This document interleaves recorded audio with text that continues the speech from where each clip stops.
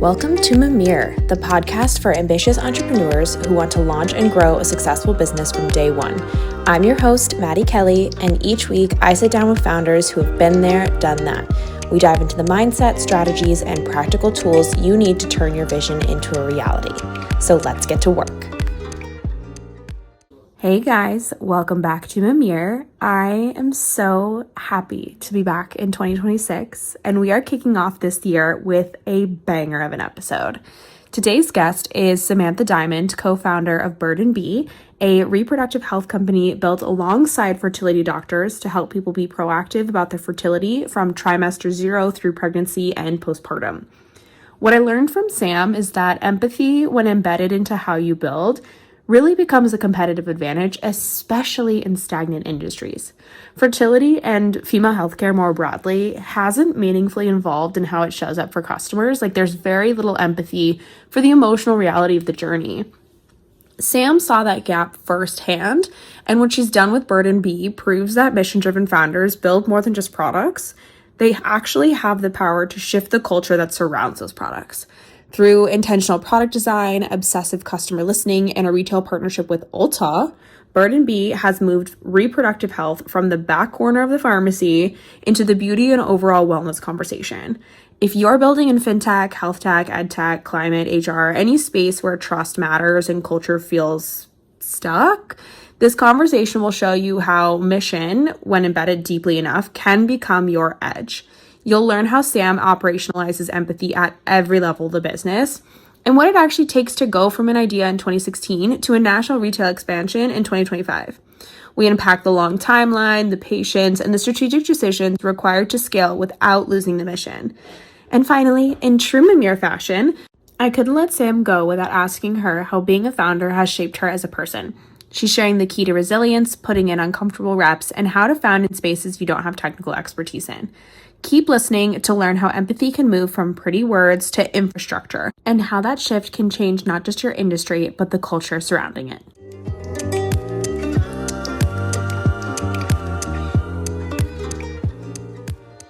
Welcome to the podcast, Sam. Thank you for being here. Thank you for having me.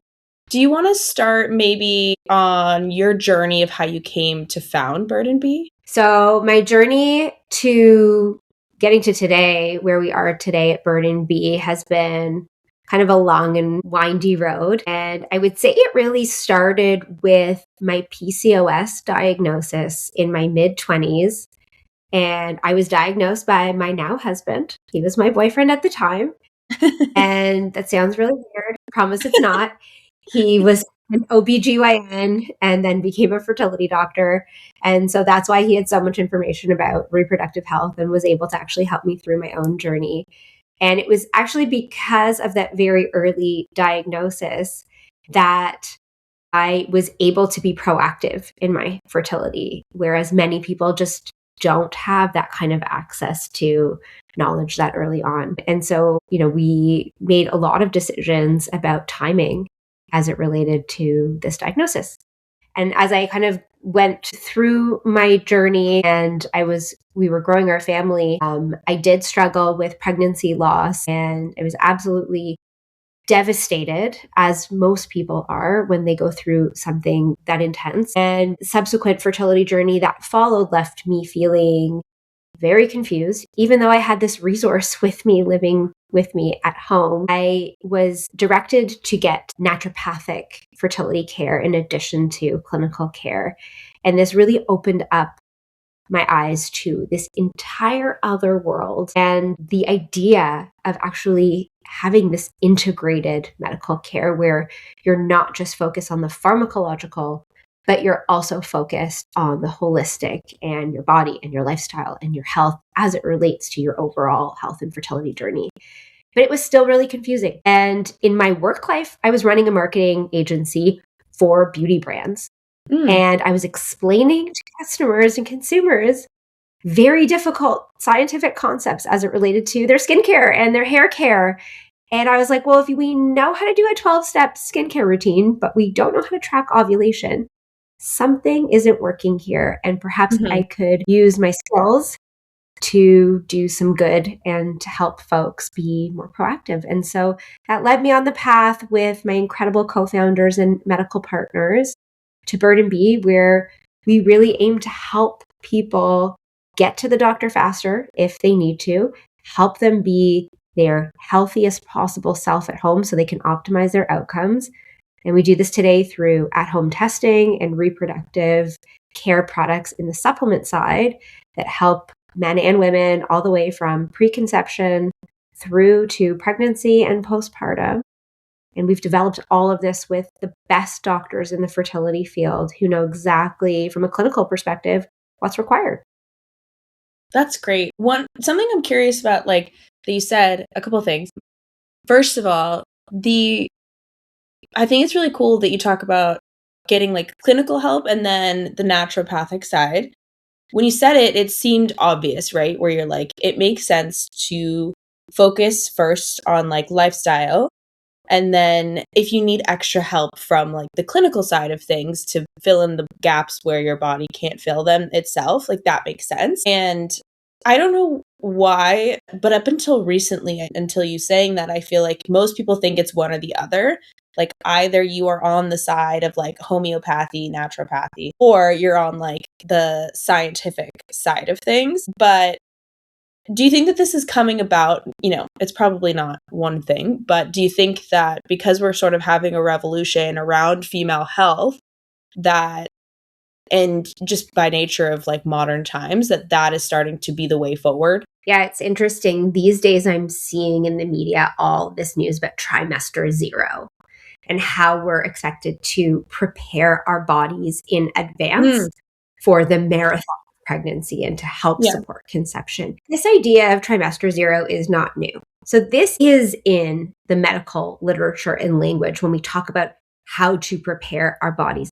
It just hasn't been communicated in a way that people can access and understand. So when we think about how to prepare our bodies and we're thinking about trimester 0, we're thinking about making sure we're getting adequate sleep, a proper diet. The best studied diet in the fertility space, as well as the longevity space, is the Mediterranean diet. We are exercising. We are moving our bodies every day. We're lifting heavy weights. We are going to the doctor for checkups to make sure that our vaccinations are up to date. We're going to the dentist to make sure we don't have uncontrolled inflammation in our mouths. And we are on supplementation for the nutrient gaps in our diet. You can't possibly eat a diet that ticks every single box to support your own kind of body, as well as, your body that also has to carry another body. So you're going to need some supplementation, and there are core nutrients that have been well studied and are recommended across the colleges of medical professionals in Canada and the US and globally. They all say you need to be taking a prenatal vitamin with folic acid if you are of reproductive age, because 50% of pregnancies are still unplanned. Even though it's really, really hard for many people to get pregnant, there's also a subset of people who are getting pregnant unplanned. And so you do need to be taking care as long as possible. And trimester 0, certainly in the 3-4 months leading up to conception, are really important. But don't discount the decade before. So we shouldn't be smoking. We shouldn't be drinking. This is. Yeah, it's just like, maintaining a healthy lifestyle leading up to, just for life, period. But what I'm also hearing you say is that it was kind like, this might be overly simplistic, but I feel like it was a marketing problem. Like nobody, like all these studies were happening, but nobody was explaining them in a way that was palatable to the majority of human beings who like aren't either obsessed with this problem space or just like have a natural, inquisitive mind to do this type of research. So I'm kind of curious, like when you thought about the like product and service offering of Bird&Be, like how were you thinking about explaining this and like educating the market, not just from like a linguistic perspective, but even, down to branding? Yeah, well, you're right. It's a marketing problem that starts. It's a marketing problem that starts with a public health problem. when you have 33 states that do not require medically accurate sex ed in high school, and you have 17 states, yeah, it's crazy, 17 states still teaching abstinence only education, how do you expect anyone to learn the basics? In the 80s, you have women who are trying to conceive in their early 20s. We're now women trying to conceive in their early 30s for the first time. And you have an entire gap of absolute white space where it is now being filled with a lot of misinformation. And so we as a company and as a company that is fed by fertility doctors who have spent more than a decade training to be in this position, it is on us, and we take it on as our responsibility to fill that space with science. And we need to do it in a way that appeals to young men and women who absolutely need to be learning about how to take care of their bodies, how to spot the warning signs so they know to get to the doctor earlier, and doing it in a way that other brands in consumer have done for beauty and for hair and for wellness. And we can kind of use the same tactics from a marketing perspective. We can use the same channels, and we can deliver that education in a way that people can understand.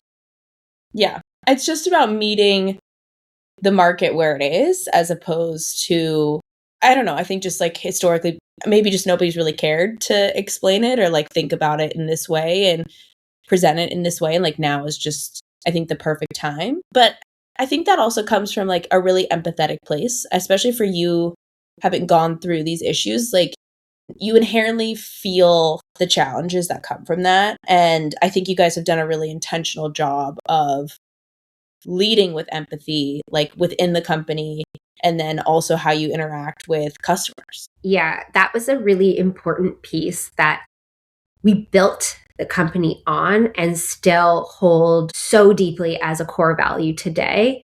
When we went to start thinking about how we would package the product, how we would name products, how we would communicate, what kind of language would be used, it was truly built on our own personal experiences with the very challenging journeys that were further complicated by a whole suite of products that was available both at the doctor and at retail that just didn't take the actual journey into account. So when you go shopping for a pregnancy test, this is a very vulnerable moment, especially if you've been going through recurrent loss or fertility challenges. The package just doesn't need to have a picture of a baby on it. Like there's no need for that. You can design something with a little bit more integrity, I feel. And when we're naming our products, there's a wide variety of people who take our products, and we chose to name them around biology and not to name them necessarily targeted to specific genders, because really we are talking about biology. We choose to talk about families and family building in a way that answers questions for all families that are being built and grown, and provide resources for all different types of folks, single mothers by choice, to women who are freezing their eggs, to gay couples, to folks using surrogates. And, we feel that anyone who wants to have a family deserves that right. And we want to be able to provide products and education that really do speak to everyone. I think that's so important because like I'm not in that place yet where my fiance and I are like ready to start a family. We will get there, but what I can relate my experience to is like when you go to the pharmacy or you go anywhere and you have to like buy pads or tampons, it has always been such like an awkward experience. I think because there's been so much shame around female health and around our bodies and like what that looks like on a day-to-day basis. I feel like it's always been kind of something that you like don't talk about, like you're embarrassed about it in school. And then now, like what I love that you guys are doing is I think by bringing everybody into the conversation, it sort of like de-shames any of that. And to your point also, like to remove the like unnecessary triggers that just like weren't thought through, I think is so important, because especially like expanding the realm of who we're talking to. Like, something I absolutely love about you guys is that you do put such an importance on also like men's health and wellness, because like they're 50% of the equation. And I just think that like it's about time. I know if my mom were here like listening to this conversation, she would be shook to her core, because I know for a fact that's not how it was for her generation. No, it wasn't. And that's what's been really cool about like literally the process of changing the conversation around fertility. We set out at the very, very outset to do things differently. We can't change the way people are talking about the space and the way people are interacting with their reproductive health by only speaking to half of the equation. An embryo is half sperm, half egg, regardless of what your family looks like. You need both. You need to talk to men and you need to bring them into the conversation, because the health of the male at the time of conception impacts the health of the pregnancy and the health of the baby. It is now across many studies, tons of data to show that the male partner needs to be healthy and they need to support their sperm quality, because this impacts a whole host of epigenetic factors down the road. And so by changing the conversation from a marketing perspective, where we're working with creators and we're working with doctors, be all over social media talking about how important this is, we're also changing the conversation from a literal shopping perspective with partners like Ulta Beauty, where we have reproductive care and prenatal products in a female-focused beauty store, but we've got the male products there right beside. And we've transformed this from being something embarrassing in, a drugstore aisle to something that is a cool product positioned next to like celebrity gummy brands in a really cool, beauty and wellness store that is elevating the way we think about it in packaging that looks like something you'd want to have next to your bed or in your kitchen or out on your counter. Wouldn't be embarrassing to have. And we're literally training associates on reproductive health 101 so they can share that with their own communities, with their customers. They're able to have this really important conversation in a way that it hasn't been had before. It's amazing also like to see the change occurring. I think so many founders, like especially in the very early days, you do so much work, often with little proof that it's working. But to have those moments when you actually are able to see like, holy shit, it's working and it's happening. They're few and far between, in my opinion. But like when they happen, it's just such a rewarding experience. But I'm so glad that you brought up the Ulta partnership, because actually after our first chat, you totally changed my perspective on Ulta. I think like originally Ulta was sort of like the off-brand Sephora. Like I just think it wasn't always seen as like really amazing or differentiated. I think Sephora just maybe had like better, whatever marketing or branding. But after talking to you, I realized like truly, I think how innovative Ulta is and like what they're trying to accomplish. And you showed that to me through your guys' partnership. So I would love for you to talk about that a little bit. Like, how did that partnership happen? What did that process look like? And why did you choose to go with them? Yeah. So from the very beginning, and I remember like our first investor deck, we wanted to do something that was a little unexpected when it came to retail. And just to be another, vitamin brand in a long line of supplements, or, a test brand next to a whole bunch of other ones, like it doesn't do justice to what we're trying to accomplish when we're thinking about how we're educating and how we're changing the conversation.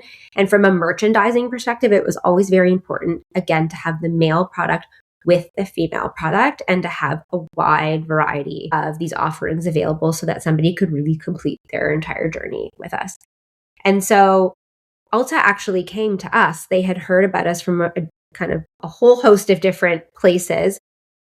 And we rolled out with them in their initial wellness shop offering, where they have installed in many of their stores an entirely new section dedicated to wellness and to service their guests really from first period to last, which is amazing, because in a place where we're thinking about our kind of beauty, we should also be thinking about our wellness. We should be thinking about the outside the way we think about the inside kind of at the same time. And so we rolled out with them in the fall into about 300 stores, and we've now been expanded into over 1,000 stores, which will roll out this spring. And even cooler than that is the fact that they've started to take on even more of our products, and they're rolling out a super interesting wellness shop in a few locations. And so in those locations, we have even more products like our at-home sperm tests and our lubricant. So we're really excited to be growing with them, to have customers have actual access to this. And on Ulta.com, we're also available, and people can get same day delivery and shipping. So you can like Instacart your prenatals or your ovulation test if you need one, or pregnancy test at the last minute, or lubricant. Never know what you need. And they've been incredible partners to us, and we're really excited to continue to grow with them. Couple questions. First, okay, just like for the people listening, when did you found Bird&Be? Like what year was that? We started actually selling product at the very end of 2021. Okay. Kind of in beta mode, but really our first year was 2022. Dang. So it's 2026 now. So when did you start your partnership with Ulta? At the very end of 2025. Oh my gosh, that's amazing. I feel like that is quick, but I wanted to give some perspective because I feel like it's always good to know as an aspiring entrepreneur, like how long things actually take. I think we all have a preconceived notion that you have an idea, you like start a website, and then the leads will start rolling in and the cash flow starts moving. And it's like, I want to be transparent about how these things actually happen. Something else that you said that I can't stop thinking about is like, you knew that you were going to do something different. And so then the way that you entered the market also had to look very different. So like going from online to retail, you knew that that was going to be a different experience. Was that just like a gut feeling you had? I feel like it was probably something where you just like from the get-go were very passionate about wanting to do something really different in this space. Yeah, it was a gut feeling. We wanted to do something with this space that hadn't been done before. Honestly, the inkling of this idea really started in 2016. Like this was the first kind of initial conversations around like, could we do something differently? What kind of technology could we bring to market to help people get to clinics faster? That's when we started really investigating our at-home ovarian reserve screening test. It really started in 2016, and it took quite a while to kind of get to the point where we were actually, ready to go with investment, launch, and have product on the market. But we had thought about the space that early on in a way that was very much focused on doing things the opposite way that all other brands in the space had done it before. You're used to seeing, back in the day when we used to watch TV, you would see commercials for the incumbent pregnancy test companies where, it's the happy couple crying on the bathroom floor with their positive test. And we were like, well, actually, 80% of people are not pregnant every month.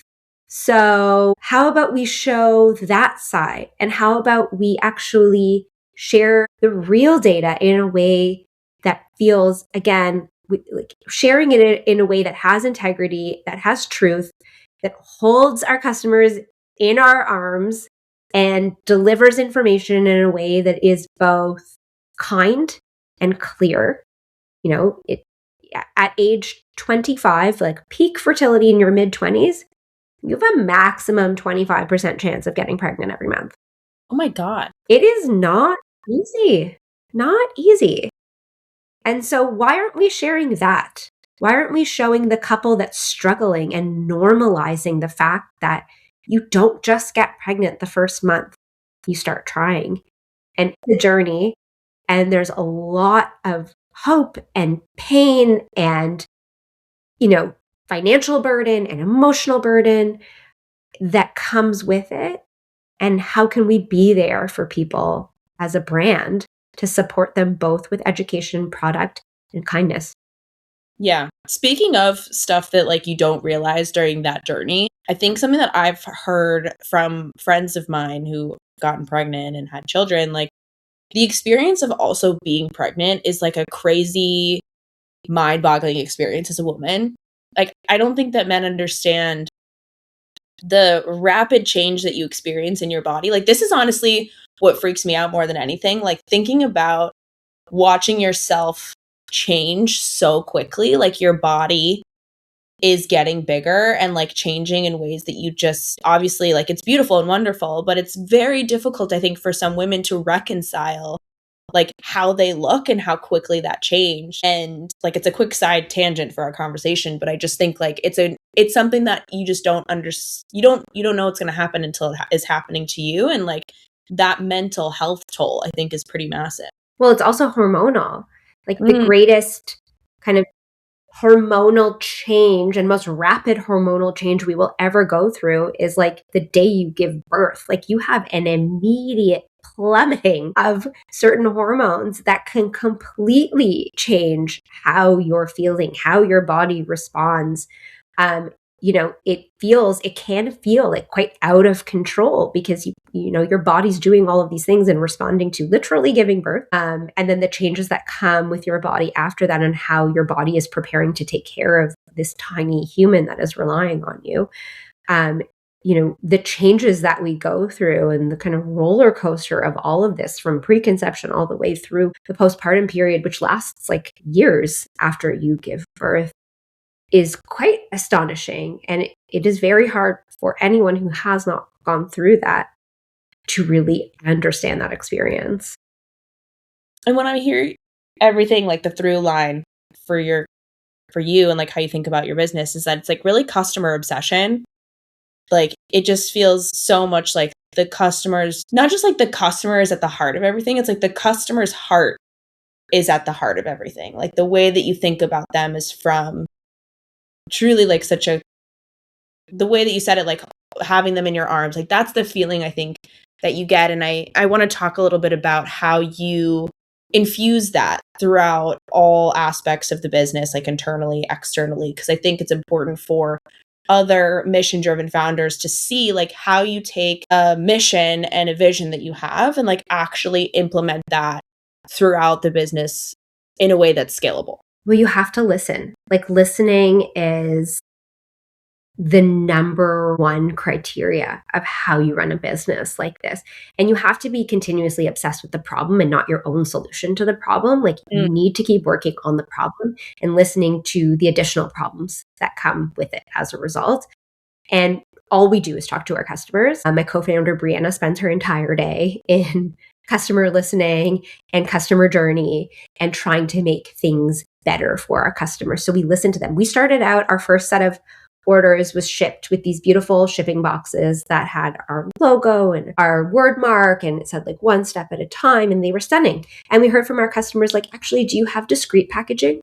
Because we don't want people to know what we're ordering. And we're like, cool, check. Blank boxes. So now everything is discreetly shipped. We just did a huge customer survey for new product development where we think we know what we want to make, but then we hear from our customers that like actually they want something in this form, or they're looking for this type of product or service or support. We listen in our customer care inbox as it relates to changes to products. So we're about to go through a really cool product development change where we have had customers telling us for quite some time that they wanted smaller pills. And so we have gone through a crazy R&D process with our CoQ10, which are larger soft gels, and we have managed to get them down into smaller oil-filled capsules. And so those are going to be rolling out over the next couple of months. We just received the first shipment.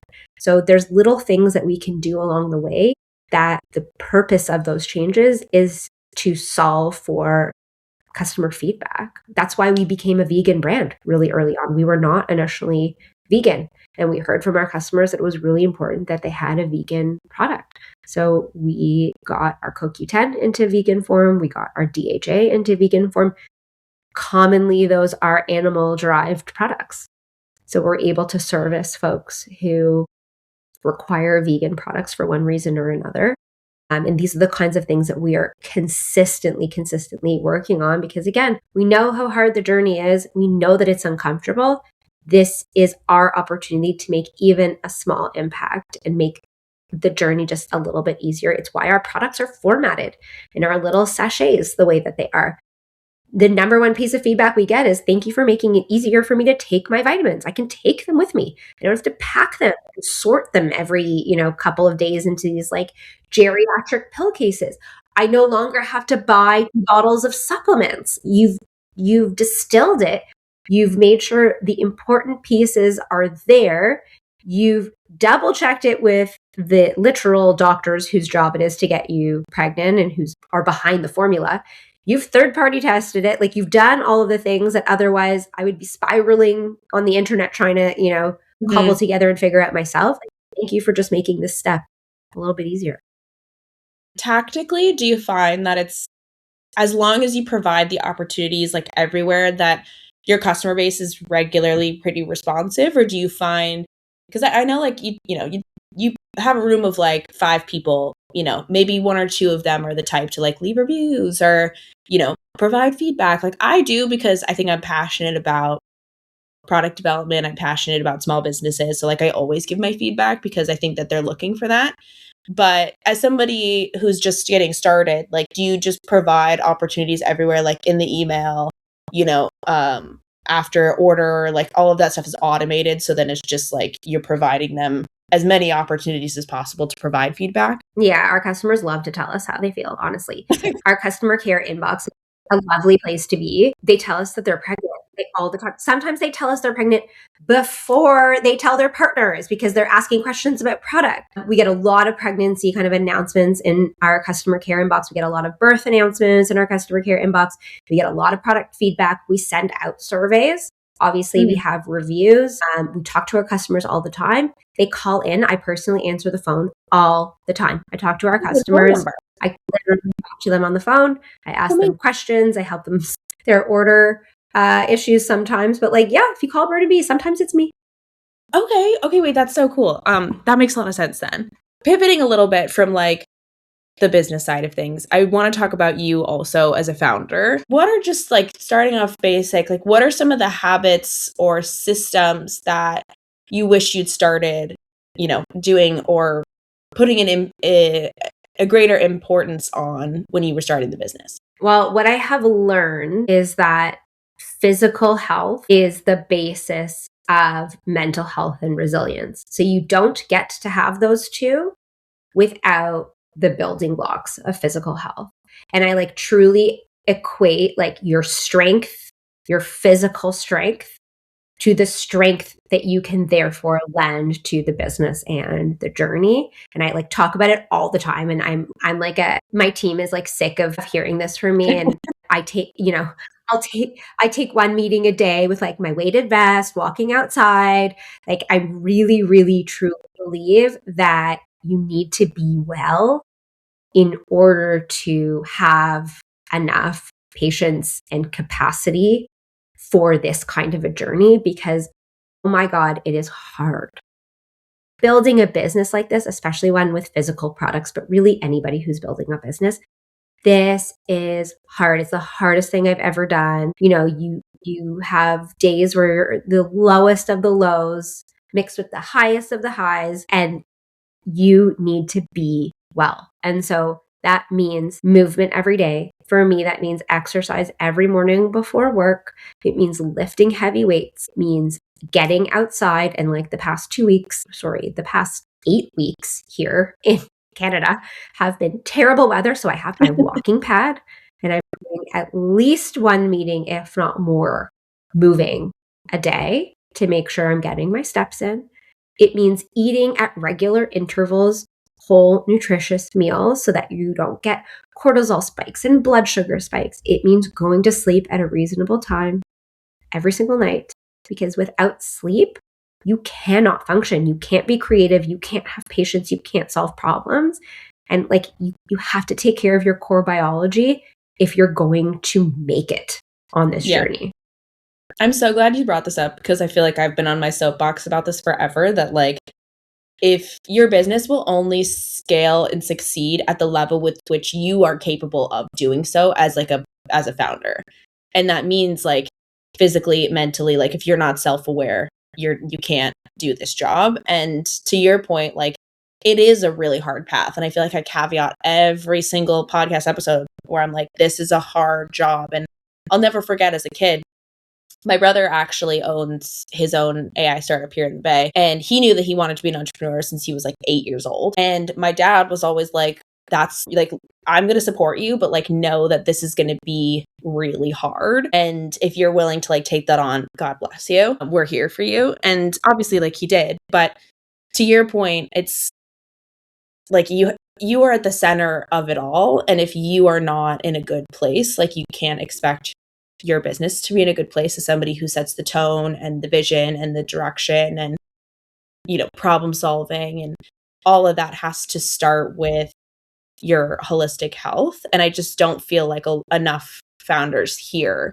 that they need to prioritize themselves, especially in the early days. Like, you are, you know, potentially working 2 jobs. And I'm sure you can attest to that, as having, you know, with the marketing agency before going full-time to Bird&Be. I'm sure there was like a time in your life where you were doing both. Like, how do you prioritize sleep and exercise when you feel like it's not going to go anywhere if you don't do anything? Yeah, absolutely. You know, you have to be strong, and physically, emotionally, and you need, like, I would say, like, your mental health needs to be in a really good spot. Mhm.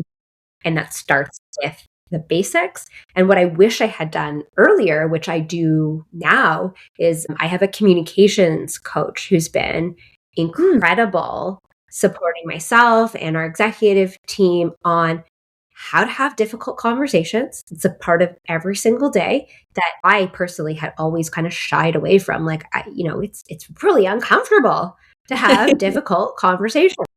How to have conversations with kindness and clarity, and, you know, different, and working on different elements of kind of leadership, working with me to learn to be a better leader through communication. And it has been game changing, not just in the business, but in how I operate in life.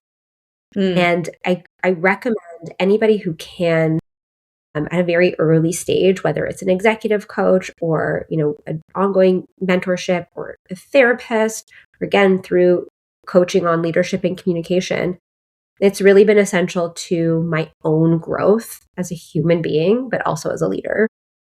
What have been some of your biggest takeaways in terms of like how to improve communication? Well, one of the elements that our coach always works with us on is actually practicing what you want to say and making sure that you're really well prepared for conversation. So not just having really important conversations on the fly, but preparing very deeply for those conversations. And whether it's, you know, writing out points that you want to make sure that you say, or practicing with your coach on the key points that you want to get across, and being very, very clear on the points that you want to get across, and having the conversations with kindness, but also understanding that what is in your control is how you have the conversation, not in the other person's reaction, and solving for what you can control versus what is completely out of your control. That has been also a really interesting flip for me, because you always want someone to walk away with a certain feeling, but you can't actually control that. Yeah. And I think then, like, taking it even a step further, I think like you internalize that experience, right? Where you're like, I made them feel some type of way. And then like you bring that back to yourself, and like that's a whole other spiral. And I think there's also, you know, I think about this also in terms of like when you potentially work with investors, for anybody listening who might be going down that path, like, how do you, you know, communicate your business and then also like receive feedback and filter out the feedback that you want to take versus the feedback you want to leave, and not have it feel like a personal attack. You know what I'm saying? Yeah, this is an army tactic. It is you take the feedback, whether it's verbal, whether it's through, you know, Slack or email, and you just say to your system, like, message received, received. I've received the feedback. It is not about me. These are words. Acknowledge the words. You make whatever edits you need to make. You make whatever changes you need to make. but it's not about you. It's message received, move on. What else would you say has been, a really pivotal shift in you as a person as a result of being an entrepreneur and a founder? I think there's so many things. I could talk to you all day about how this has entirely changed me as a person. I've really learned a lot about putting in the reps, and that applies to so many different areas. So I started off, when I think about something like public speaking, getting up in front of even a small group of people, I previously would have a literal physical reaction where my throat would close. I would go through like 3 jugs of water if I had to like present in front of a group of people.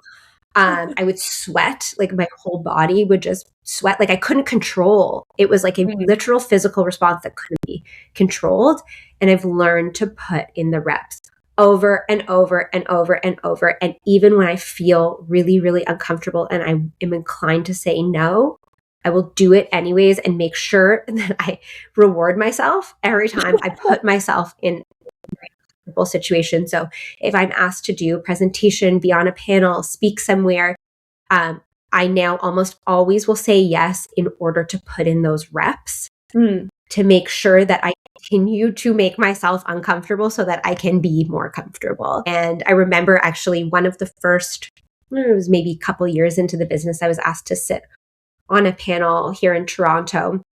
And I was like, okay, I really like this. I really don't want to do this. Like, this is a room full of people that, I want to impress.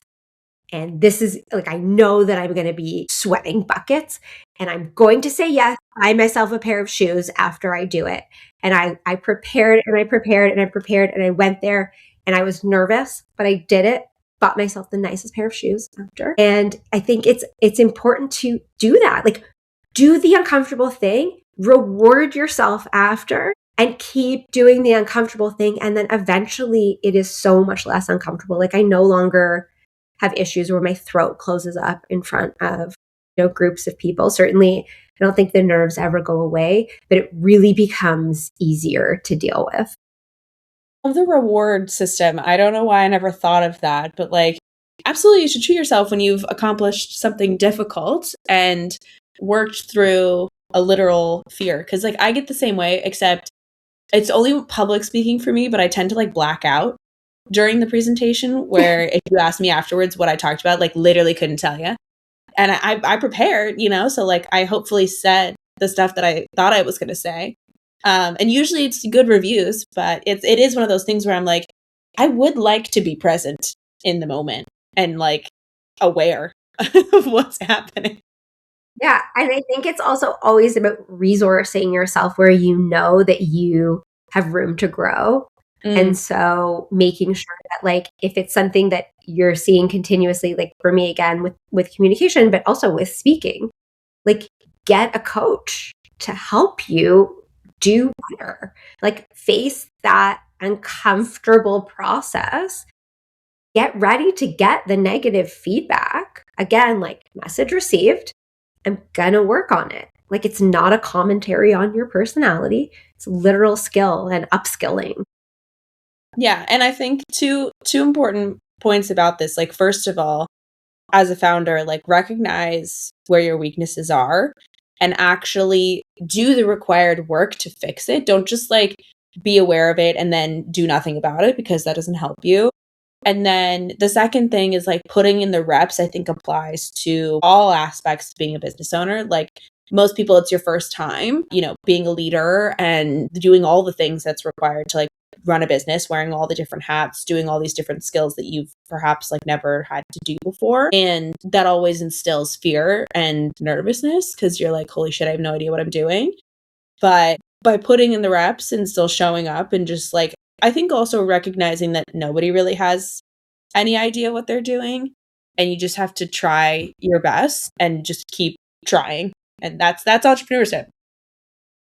And surround yourself with the people who do have the skills that you don't. I find a lot of leaders, especially early on, feel silly that they don't know every single thing that they're supposed to know about every single element of what it's going to take to grow this business, and feel almost like embarrassed to have somebody on their team that knows more than them. But you got to get over that real quick. Like, my background was not in finance. I had to bring people in who knew finance, who could teach me the finance piece of the business and who can run the finance piece of the business in a way that I certainly cannot. That is their specialty. And you need to surround yourself with people who are smarter than you. And like, that's okay. You can still be a leader and not know everything, but you need to know who to ask. Yeah. And have the self-awareness to be okay with asking. Okay. Last question before we wrap up, but I'm dying to know, as someone who's in femme healthcare and building innovative products, and also like as a partner with Ulta, you have exposure to many brands. And I'm very curious to know, which ones are you specifically, like from a founder perspective, keeping an eye on because you think that they're innovating or doing something really interesting in their industry? Okay, my favorite brand, it's going to sound weird, Wild Chicken Chips. I am obsessed. I just heard of these, like literally a week ago. Yeah.